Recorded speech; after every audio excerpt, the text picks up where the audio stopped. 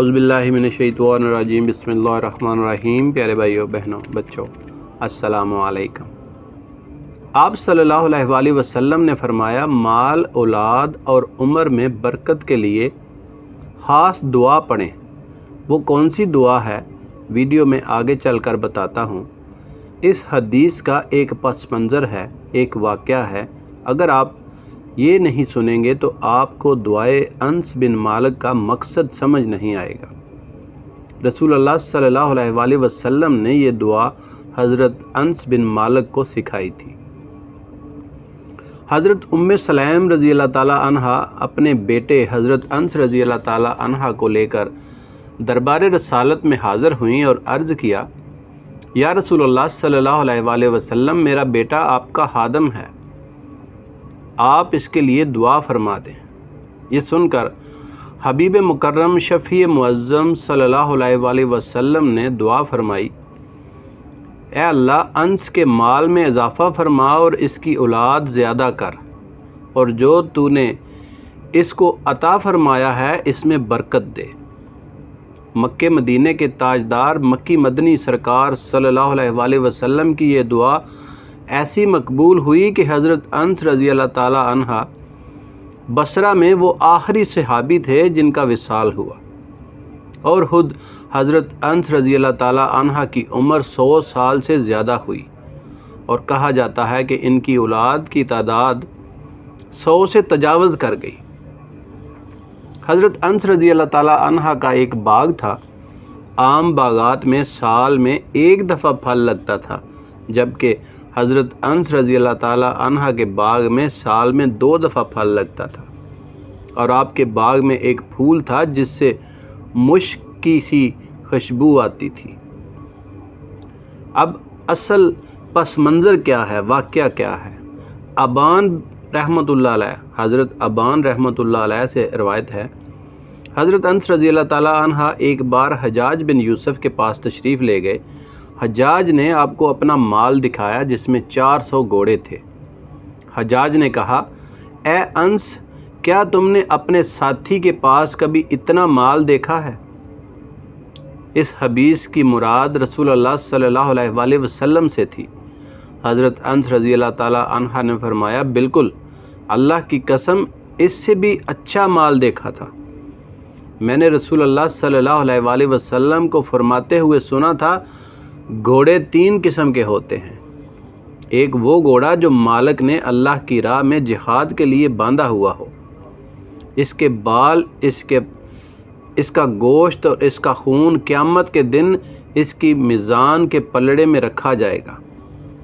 دوسرا وہ گھوڑا ہے جس کو کسی نے افزائش نسل کے لیے رکھا ہو۔ تیسرا وہ گھوڑا جس کو کسی نے افزائش ریاکاری، شہرت اور دکھاوے کے لیے باندھا ہوا ہو۔ ایسا شخص جہنم میں جائے گا۔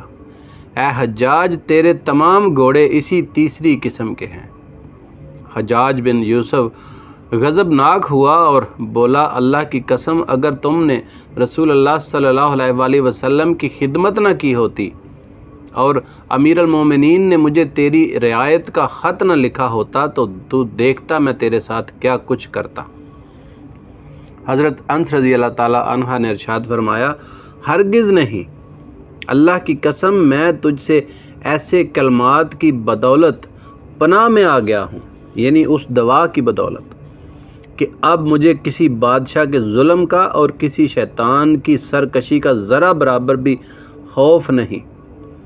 یہ سن کر حجاج کا غصہ چھٹ گیا اور وہ بولا، اے ابو حمزہ، وہ کلمات مجھے بھی سکھا دو۔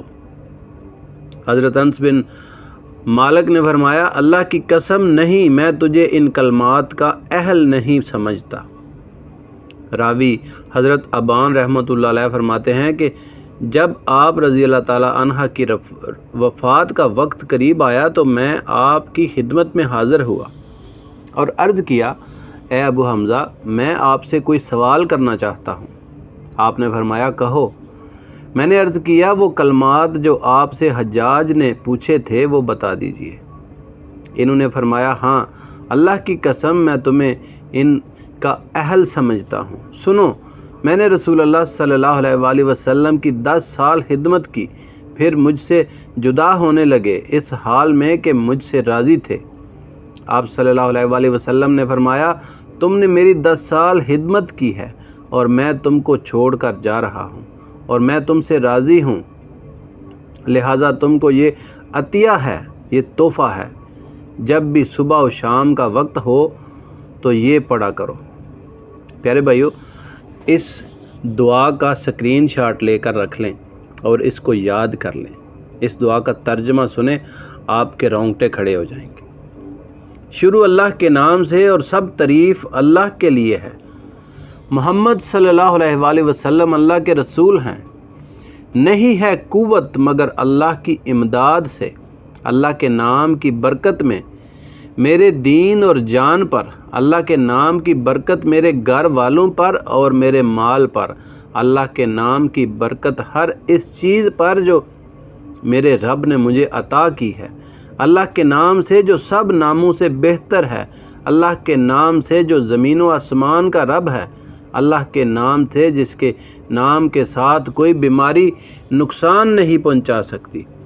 اللہ کے نام کے ساتھ میں نے شروع کیا اور میں نے بھروسہ کیا۔ نہیں ہے قوت مگر اللہ کی امداد سے، نہیں ہے قوت مگر اللہ کی امداد سے۔ اللہ سب سے بڑا ہے، اللہ سب سے بڑا ہے، اللہ سب سے بڑا ہے، اللہ سب سے بڑا ہے۔ اللہ کے سوا کوئی عبادت کے لائق نہیں، وہ علیم و کریم ہے۔ اللہ کے سوا کوئی عبادت کے لائق نہیں، وہ عالی شان بزرگ ہے، برکت والا ہے۔ اللہ جو ساتوں آسمانوں کا رب ہے اور عرش عظیم کا مالک ہے اور تمام زمین و آسمان کے درمیان کی چیزوں کا رب ہے۔ تمام تعریفیں اللہ کے لیے جو ساری کائنات کا پالنے والا ہے۔ تیری پناہ لینے والا غالب ہوا اور تیری تعریف بڑی ہے۔ تیرے سوا کوئی معبود نہیں، مجھے اپنی پناہ میں لے لے ہر شریر کے شر سے اور شیطان مردود کے شر سے۔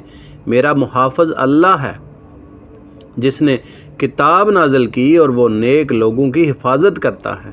پھر بھی اگر وہ لوگ منہ موڑیں تو کہہ دیجئے کہ میرے لیے اللہ کافی ہے، اس کے سوا کوئی عبادت کا مستحق نہیں۔ اس پر میں نے بھروسہ کیا اور وہ عرش عظیم کا مالک ہے۔